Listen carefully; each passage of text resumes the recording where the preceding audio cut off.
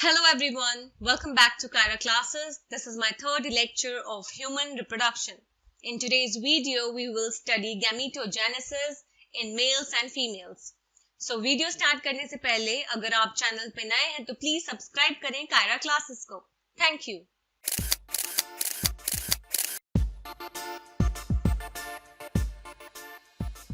So let's start the topic gametogenesis. Gametogenesis का मतलब होता है गैमीट का फॉर्मेशन, गैमीट का बनना. प्राइमरी सेक्स ऑर्गन्स की बात करें तो मेल्स में जो प्राइमरी सेक्स ऑर्गन्स है वो टेस्टिस है और जो फीमेल में प्राइमरी सेक्स ऑर्गन है वो है ओवरीज. और ये जो टेस्टिस है और ओवरीज है यही क्या प्रोड्यूस करते हैं, ये गैमीट्स प्रोड्यूस करते हैं, male gamete and female gamete. तो मेल गैमीट है तो उसे स्पर्म कहेंगे, फीमेल गैमीट है तो उसे ओवम कहेंगे या एग कहेंगे. In testes, the immature male germ cells spermatogonia produce sperms by spermatogenesis that begins at puberty. Testes में क्या होता है, जो immature male germ cells होते हैं जिन्हें हम spermatogonia कहते हैं, ये sperms फॉर्म करते हैं, प्रोड्यूस करते हैं किससे, spermatogenesis प्रोसेस के थ्रू, जो कि प्यूबर्टी पे स्टार्ट होता है. तो मैंने जैसे आपको बताया गैमेटोजेनेसिस मतलब गैमीट का फॉर्मेशन, मतलब स्पर्म जो मेल गैमीट है, ओवम जो फीमेल गैमीट है, इनका फॉर्मेशन कहलाता है गैमेटोजेनेसिस. स्पर्मेटोगोनिया सिंगुलर जिसे स्पर्मेटोगोनियम कहते हैं, ये सेमिनिफेरस ट्यूब्यूल्स के अंदर की वॉल पे प्रेजेंट होते हैं, मल्टीप्लाई करते हैं किसके थ्रू, माइटोटिक डिवीजन करके. तो माइटोसिस होता है इनमें, ओके, माइटोटिकली डिवाइड करते हैं, अपना नंबर इंक्रीज करते हैं, मल्टीप्लाई होते हैं. तो हर स्पर्मेटोगोनियम जो होता है वो डिप्लॉयड होता है, इसका मतलब 2n कंडीशन है, 46 क्रोमोसोम्स उनमें होते हैं. कुछ स्पर्मेटोगोनिया जिन्हें हम प्राइमरी स्पर्मेटोसाइट्स कहते हैं, ये मियोसिस में जाते हैं पीरियोडिकली. एक प्राइमरी स्पर्मेटोसाइट कंप्लीट करता है फर्स्ट मियोटिक डिवीजन जिसे हम कहते हैं रिडक्शनल डिवीजन, जिससे दो इक्वल और हैप्लॉइड सेल्स फॉर्म होते हैं जिन्हें हम कहते हैं सेकेंडरी स्पर्मेटोसाइट्स. तो हैप्लॉइड कंडीशन है, इसका मतलब जो क्रोमोसोम नंबर है वो हाफ हो जाता है, रिड्यूस टू हाफ. तो 46 क्रोमोसोम्स है तो उसका हाफ 23. तो दो हैप्लॉइड सेल्स फॉर्म कर रहा है तो 23 क्रोमोसोम्स दोनों में आ जाते हैं. तो 23 क्रोमोसोम्स एक हैप्लॉइड सेल में, 23 क्रोमोसोम्स दूसरे हैप्लॉइड सेल में. Secondary spermatocyte second meiotic division में जाता है जिससे 4 इक्वल हैप्लॉइड स्पर्मेटिड्स फॉर्म होते हैं. The spermatids are transformed into spermatozoas जिन्हें कहते हैं sperms by the process called spermiogenesis. Secondary spermatocyte second meiotic division में जाता है जिससे 4 इक्वल हैप्लॉइड स्पर्मेटिड्स बनते हैं. तो फर्स्ट मियोटिक डिवीजन हुआ था, ओके, अब सेकेंड मियोटिक डिवीजन हो रहा है सेकेंडरी स्पर्मेटोसाइट्स का, जो कि 4 इक्वल हैप्लॉइड मतलब वही 23 क्रोमोसोम्स वाली कंडीशन वो फॉर्म करते हैं जिन्हें हम कहते हैं स्पर्मेटिड्स. तो ये जो कंडीशन है इसमें क्या होता है, हैप्लॉइड स्पर्मेटिड्स फॉर्म होते हैं. स्पर्मेटिड्स फिर ट्रांसफॉर्म्ड होते हैं स्पर्मेटोजोआ जिन्हें हम कहते हैं स्पर्म्स, किसके थ्रू, स्पर्मियोजेनेसिस. तो स्पर्मियोजेनेसिस वो प्रोसेस है जिसमें जो स्पर्मेटिड्स है वो ट्रांसफॉर्म होते हैं स्पर्मेटोजोआ या स्पर्म्स में. स्पर्मियोजेनेसिस के बाद स्पर्म का हेड जो है वो सेटोली सेल्स में एम्बेडेड या बरीड होता है और फाइनली रिलीज होता है सेमिनिफेरस ट्यूब्यूल से, किस प्रोसेस के थ्रू, स्पर्मिएशन के थ्रू. तो स्पर्मिएशन का मतलब क्या होता है, release of sperm from the seminiferous tubules by the process called spermiation. Simple. तो spermiation का मतलब यही होता है कि sperm का रिलीज होना. यहाँ पे आप डायग्राम देख सकते हो, sectional view of a seminiferous tubule enlarged, यहाँ पे बड़ा करके दिखाया हुआ है. तो यहाँ पे स्पर्मेटोगोनियम देख सकते हो आप, सटोली सेल्स जो है ये नरिशमेंट प्रोवाइड करते हैं, primary spermatocyte, then secondary spermatocyte, spermatids form हो गए हैं. Okay, 4 equal haploid spermatids are formed and then और ये जो spermatids है ये ट्रांसफॉर्म हुए spermatozoa sperms में, किस प्रोसेस के थ्रू, स्पर्मियोजेनेसिस के through. Spermatogenesis starts at the age of puberty due to significant increase in the secretion of gonadotropin releasing hormone GnRH, that is a hypothalamic hormone.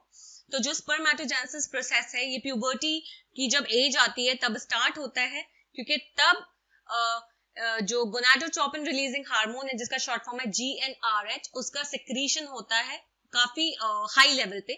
तो increase मतलब इसका अच्छा खासा level जो है वो इंक्रीज हो जाता है सिक्रीशन का, और ये जो गोनाडोट्रोपिन रिलीजिंग हार्मोन है ये एक हाइपोथैलेमिक हार्मोन है, मतलब ये हाइपोथैलेमस सिक्रीट करता है। अब ये जो इंक्रीज लेवल्स है GnRH के, ये एक्ट करते हैं एंटीरियर पिट्यूटरी ग्लैंड पे और स्टिमुलेट करते हैं दो गोनाडोट्रोपिन हार्मोन्स के सिक्रीशन को। पहला जो है वो है ल्यूटिनाइजिंग हार्मोन जिसका शॉर्ट फॉर्म है LH, और दूसरा है फॉलिकल स्टिमुलेटिंग हार्मोन जिसका शॉर्ट फॉर्म है FSH। तो GnRH जैसे इंक्रीज हुआ उसका लेवल, तो उसने एंटीरियर पिट्यूटरी ग्लैंड पे एक्ट किया और इसको स्टिमुलेट किया कि दो गोनाडोट्रोपिन हार्मोन्स रिलीज करें या सिक्रीट करें। तो फर्स्ट है ल्यूटिनाइजिंग हार्मोन और दूसरा है फॉलिकल स्टिमुलेटिंग हार्मोन। तो ये जो ल्यूटिनाइजिंग हार्मोन है, फॉलिकल स्टिमुलेटिंग हार्मोन है, ये कौन सिक्रीट कर रहा है? Anterior pituitary gland. Luteinizing hormone acts at the Leydig cells and stimulates synthesis and secretion of androgens. अब ये जो LH है ये Leydig cells पे एक्ट करता है और स्टिमुलेट करता है किसका? एंड्रोजन का सिंथेसिस हो सके और एंड्रोजन्स का सिक्रीशन हो सके। तो इस चीज को स्टिमुलेट कौन करता है? LH हार्मोन, जो कि Leydig cells पे एक्ट करता है। एंड्रोजन्स इन टर्न स्टिमुलेट करता है स्पर्मेटोजेनेसिस प्रोसेस को। FSH एक्ट करता है सेटोली सेल्स पे और स्टिमुलेट करता है कुछ फैक्टर्स का सिक्रीशन जो कि हेल्प करता है स्पर्मियोजेनेसिस में। स्पर्म एक माइक्रोस्कोपिक स्ट्रक्चर है जिसमें अगर मैं उसकी पार्ट की बात करूं, अगर मैं स्पर्म की स्ट्रक्चर की बात करूं तो उसमें हेड आता है, नेक आता है, मिडिल पीस है और टेल है। और जो प्लाज्मा मेम्ब्रेन है वो एक तरह से पूरी जो बॉडी है स्पर्म की उसको एनवलप या सराउंड करके रखता है। स्पर्म का हेड जो है उसमें इलोंगेटेड हैप्लॉइड न्यूक्लियस होता है, मतलब 23 chromosomes are present. Anterior portion जो है वो कवर्ड होता है कैप लाइक स्ट्रक्चर से जिसे हम कहते हैं एक्रोसोम। सो स्पर्म का हेड कंटेन करता है हैप्लॉइड न्यूक्लियस और जो एंटीरियर पोर्शन है वो कैप लाइक स्ट्रक्चर एक्रोसोम से कवर्ड होता है। Acrosome is filled with enzymes that help fertilization of the ovum. अब ये जो एक्रोसोम है, ये जो कैप लाइक स्ट्रक्चर है, इसमें बहुत सारे एंजाइम्स होते हैं जो कि हेल्प करते हैं ओवम के फर्टिलाइजेशन में। मिडिल पीस में क्या होता है? बहुत सारे माइटोकॉन्ड्रिया होते हैं जो कि एनर्जी प्रोड्यूस करते हैं जिससे टेल मूव कर सके और टेल की जो मूवमेंट है वो स्पर्म को फैसिलिटेट करेगी, स्पर्म की मोटिलिटी को फैसिलिटेट करेगी जो कि फर्टिलाइजेशन के लिए इंपॉर्टेंट है। So middle piece mitochondria possess कर रहा है बहुत सारे जो कि एनर्जी प्रोड्यूस कर रहे हैं जिससे टेल का मूवमेंट हो सके, और टेल का मूवमेंट क्या करेगा? स्पर्म को मोटाइल बनाएगा जिससे स्पर्म मोटिलिटी अच्छे से हो सके और जो कि फर्टिलाइजेशन के लिए एसेंशियल है। ह्यूमन मेल जो है वो 200 से 300 मिलियन स्पर्म्स एजैकुलेट करता है, मतलब 200 to 300 मिलियन स्पर्म्स एजैकुलेट करता है ह्यूमन मेल ड्यूरिंग अ काइटस और इंटरकोर्स। जो कि एक नॉर्मल फर्टिलिटी की बात करें तो कम से कम 60% स्पर्म्स जो है उनका नॉर्मल शेप होता है और साइज होता है, जबकि 40% स्पर्म्स जो है उनमें से वो बहुत विग्रस मोटिलिटी शो करते हैं, बहुत तेजी से उनका मूवमेंट होता है। Now you can see the diagram of a sperm. ये हेड रीजन है, ओके, ये वाला हेड रीजन है।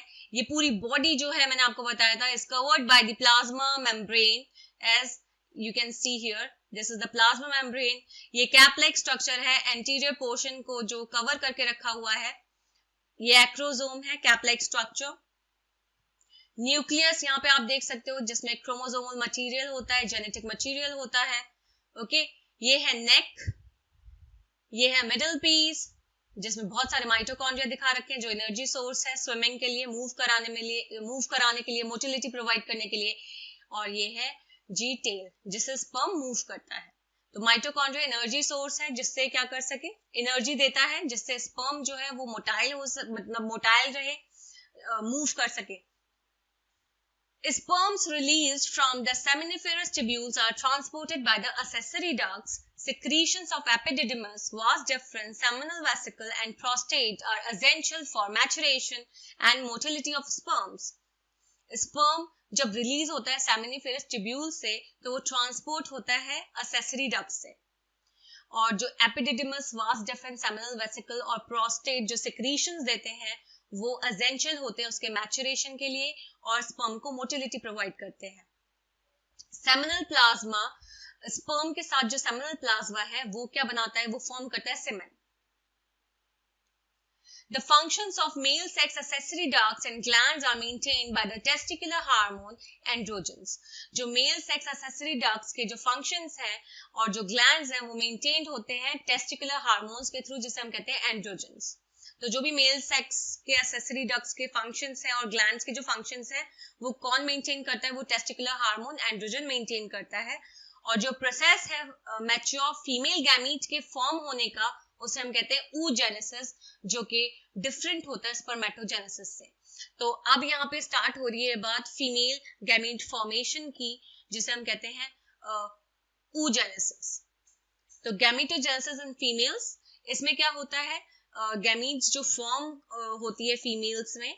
ओके, तो सिंपल सी बात है, process of formation of a mature female gamete, मतलब एक मैच्योर फीमेल गैमीट ओवम जब प्रोड्यूस होता है उस प्रोसेस को हम कहते हैं oogenesis.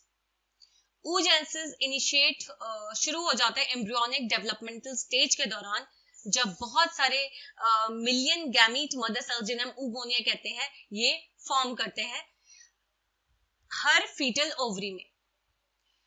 और कोई oogonia जो है वो फॉर्म नहीं होता बर्थ के बाद, या एड नहीं होता. तो oogonia जो बने हैं वो एम्ब्रियोनिक डेवलपमेंटल स्टेज के दौरान बन जाते हैं. ओके, फीटल ओवरी में, दोनों फीटल ओवरी में. और oogonia और ज्यादा कोई oogonia जो है वो फॉर्म नहीं होता या ऐड नहीं होता बर्थ के बाद. ये जो सेल्स हैं ये डिवीजन स्टार्ट करते हैं और एंटर करते हैं प्रोफेज 1, मियोटिक डिवीजन का प्रोफेज 1 में ये एंटर करते हैं और वहां पे टेम्पररी अरेस्ट हो जाते हैं इस स्टेज पे. तो इस स्टेज पे जो सेल्स हैं जो अरेस्ट हो चुके हैं इस स्टेज पे, जो एंटर कर चुके हैं प्रोफेज 1 ऑफ मियोटिक डिवीजन, उसे हम कहते हैं प्राइमरी oocytes. हर प्राइमरी oocyte फिर सराउंड करता है, एक लेयर से सराउंडेड होता है जिसे हम कहते हैं ग्रैन्युलोसा सेल्स. और अब ये जो प्राइमरी oocyte सराउंडेड है ग्रैन्युलोसा सेल से, तो ये बनाता है, या इसे अब हम कहेंगे primary follicle. Large number of these follicles degenerate during the phase from birth to puberty. बहुत सारे ये जो फॉलिकल्स हैं ये डीजनरेट हो जाते हैं, खत्म हो जाते हैं किस फेज में, जब बर्थ से प्यूबर्टी के दौरान ये बहुत सारे फॉलिकल्स जो हैं वो डीजनरेट हो जाते हैं, खत्म हो जाते हैं. तो देयरफॉर प्यूबर्टी पे 60,000 से 80,000 प्राइमरी फॉलिकल्स जो हैं वो हर ओवरी में रह जाते हैं. मतलब 2 ओवरीज होती हैं, तो जो हर एक जो 2 ओवरीज हैं उसमें एक ओवरी में 60,000 to 80,000 प्राइमरी फॉलिकल्स रह जाते हैं और दूसरी ओवरी में भी इतना ही अमाउंट रह जाता है फॉलिकल्स का.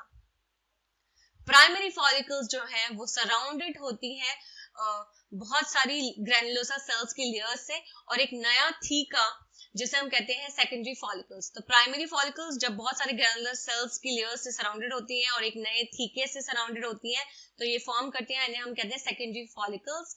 सेकेंडरी फॉलिकल जल्द ही ट्रांसफॉर्म या चेंज हो जाता है टर्शरी फॉलिकल में, जो कि एक तरह से fluid filled cavity called antrum से कैरेक्टराइज होता है. मतलब सेकेंडरी फॉलिकल जब आप देखोगे कि सून ट्रांसफॉर्म हो रहा है टर्शरी फॉलिकल में, तो आपको दिखेगा कि इसमें एक फ्लूइड फिल्ड कैविटी होती है एंट्रम. थीका लेयर जो होती है वो ऑर्गेनाइज होती है इनर थीका, जिसे हम कहते हैं इंटरना, और बाहर वाली थीका एक्सटर्ना. तो जो थीका लेयर है वो इनर थीका में ऑर्गेनाइज्ड है, जिसे हम कह रहे हैं इंटरना. अंदर की जो थीका लेयर है इंटरना, और बाहर की जो थीका है उसे हम कह रहे हैं एक्सटर्ना. इस स्टेज पे प्राइमरी oocyte जो होता है टर्शरी फॉलिकल में, वो साइज में बढ़ता जाता है और अपना पहला मेयोटिक डिवीजन कंप्लीट करता है. ये एक अनइक्वल डिवीजन होता है, जिससे क्या होता है, एक large haploid secondary oocyte form होता है और एक छोटी सी फर्स्ट पोलर बॉडी फॉर्म होती है. सेकेंडरी oocyte जो है वो बहुत सारा उसमें न्यूट्रिएंट रिच साइटोप्लाज्म रह जाता है प्राइमरी oocyte का. टर्शरी फॉलिकल जो है वो फर्दर चेंज करता है मैच्योर फॉलिकल या ग्राफियन फॉलिकल में. सेकेंडरी oocyte फॉर्म करता है नई मेम्ब्रेन, जिसे हम कहते हैं जोना पेलोसिडा, जो उसे सराउंड करती है. ग्राफियन फॉलिकल फिर टूट जाता है, रप्चर कर जाता है, जिससे सेकेंडरी oocyte ओवम, जिसे हम एग कहते हैं, वो रिलीज करता है ओवरी से. किस प्रोसेस के थ्रू? ओव्यूलेशन प्रोसेस के थ्रू. तो यहाँ पे आप ओवरी का डायग्राम देख सकते हो. ब्लड वेसल्स यहाँ पे दिखा रखी हैं, प्राइमरी फॉलिकल, ओके, देन यहाँ पे दिखा रखा है टर्शरी फॉलिकल शोइंग एंट्रम, जैसे एंट्रम देखोगे आप यहाँ पे पता चल जाएगा टर्शरी फॉलिकल है। This is the Graafian follicle, यहाँ पे रिलीज हो रहा है ओवम।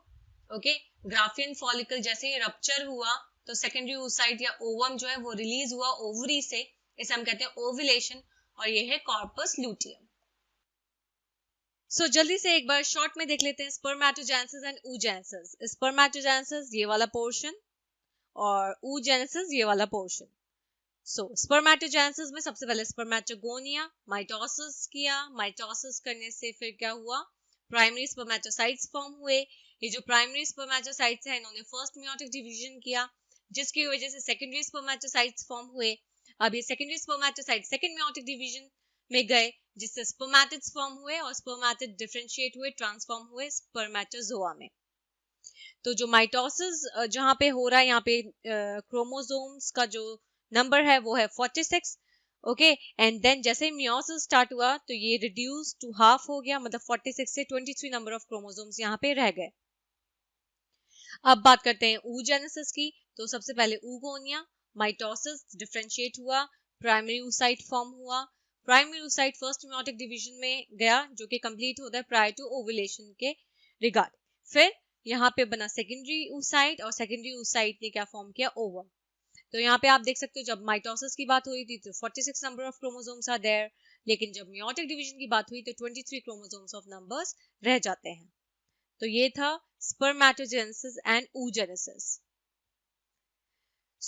ये था पूरी वीडियो गैमेटोजेनेसिस की। आई होप आपको वीडियो समझ में आई हो। नेक्स्ट वीडियो में हम मेंस्ट्रुअल साइकिल पढ़ेंगे। Thank you for watching and please subscribe my channel for more videos. Thank you.